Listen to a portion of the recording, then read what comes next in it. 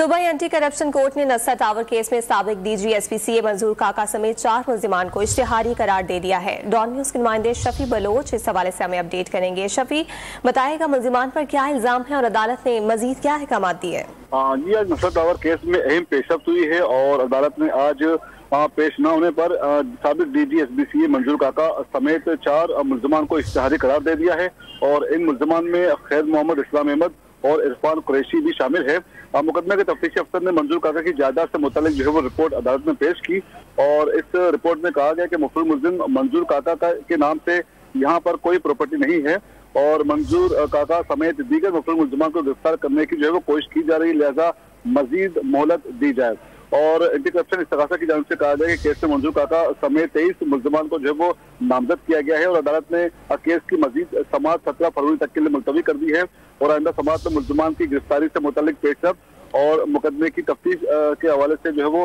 Report भी तलब कर ली है और मुल्जिमान पर नस्सा टावर को 260 स्क्वायर यार्ड जो है वो मजीद इजाफी जमीन देने का इल्जाम है और मुल्जिमान के खिलाफ सुप्रीम कोर्ट के हुक्म पर कार्रवाई की गई है और मुल्जिमान के खिलाफ दिसंबर 2021 में जो है मुकदमा दर्ज किया गया था। जी, बहुत शुक्रिया शफी, आपने अपडेट किया।